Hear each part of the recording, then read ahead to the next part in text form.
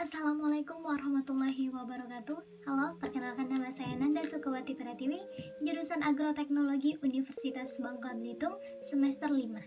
Baiklah teman-teman, di dalam video kali ini saya ingin membahas permasalahan fisiologi pasca panen yang ada di petani dan pedagang sayuran. Di dalam video ini saya telah mewawancarai seorang petani dan seorang pedagang di mana mereka sama-sama bertani dan berdagang jenis sayuran hortikultura. Baiklah, seperti yang kita ketahui, tanaman hortikultura adalah tanaman yang mengandung banyak air. Dan dalam proses pasca panen akan memerlukan kegiatan yang lebih ekstra sehingga tanaman tersebut atau produk tersebut dapat tersimpan dan terjaga dengan baik. Dari wawancara saya dengan salah satu petani yang ada di kampung saya, yaitu bernama Bapak Darman, dia menanam komoditi sayuran sawi, di mana bibit sawi tersebut ia dapati dari toko pertanian yang ada di kampung saya sendiri. Nah, dari permasalahan yang ia dapati selama bertanam sawi adalah tumbuhan yang ia tanam kerdil dan terdapat banyak hama yang menyerang tanamannya. Ada pula penyakit yang menyerang tanamannya seperti layu, busuk, dan juga berlubang akibat terkena hama.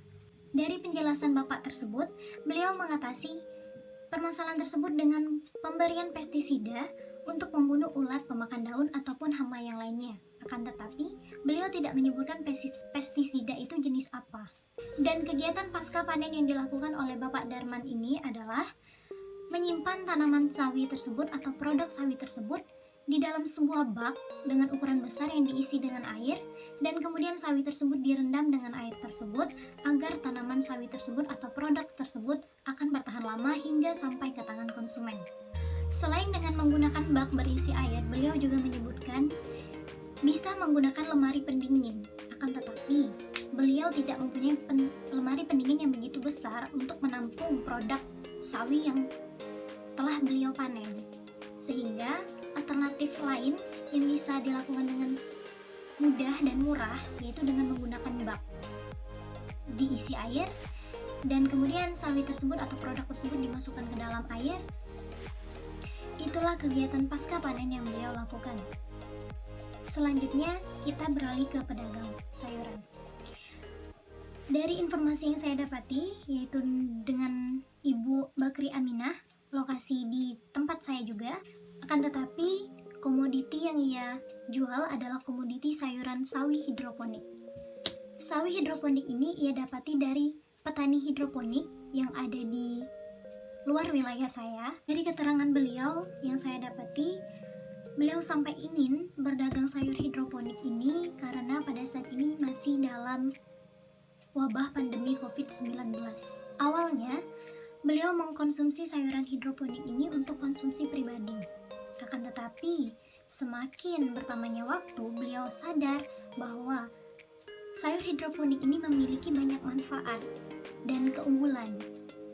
Contohnya seperti sayur hidroponik ini bebas dari pestisida dan hama penyakit, sehingga jika dikonsumsi dalam jumlah banyak maupun sedikit atau dikonsumsi secara langsung itu tidak masalah, karena sayuran hidroponik tanpa menggunakan pestisida sehingga tidak berbahaya untuk kesehatan.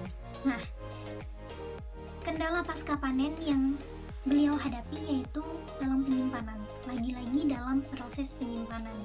Karena sayuran hidroponik ini adalah sayuran hortikultura di mana mengandung banyak sekali air dan akan lebih cepat membusuk jika tidak ditangani dengan benar.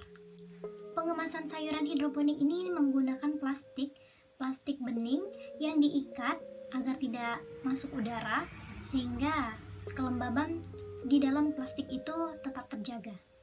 Kemudian, tindakan selanjutnya adalah apabila produk tersebut sudah dikemas dengan sedemikian rupa, produk tersebut akan dimasukkan ke dalam freezer atau lemari pendingin khusus sayuran agar kondisi produk tersebut tetap segar hingga sampai ke tangan konsumen. Tetapi beliau juga menyebutkan salah satu permasalahan yang ia hadapi selama beliau berdagang sayuran hidroponik ini. Kesalahan tersebut adalah dengan banyaknya sayuran hidroponik yang ia jual, sehingga pada saat penyimpanan di dalam lemari pendingin yang sudah penuh mengakibatkan sayuran yang lainnya tidak muat untuk masuk ke dalam lemari pendingin tersebut, menyebabkan sayuran yang lainnya itu lebih cepat membusuk. Tetapi itu hanya kadang-kadang, bukan terjadi setiap hari ataupun setiap proses penjualan, tidak. Itu tidak terjadi, tetapi pernah terjadi menurut keterangan beliau. Baiklah teman-teman, saya rasa dari wawancara saya dengan pedagang dan petani yang sudah saya lakukan tersebut, permasalahan yang mereka hadapi dalam pasca panen itu sama, yaitu di penyimpanan hasil pasca panennya. Nah, mungkin teman-teman jika punya saran ataupun cara dalam menangani penyimpanan pasca panen sayuran petani dan pedagang tersebut, boleh di komen di kolom komentar, karena berbagi ilmu itu mulia. Baiklah teman-teman, mungkin itu saja yang bisa saya sampaikan mengenai informasi permasalahan fisiologi pasca panen yang ada di petani dan pedagang, terutama di wilayah saya.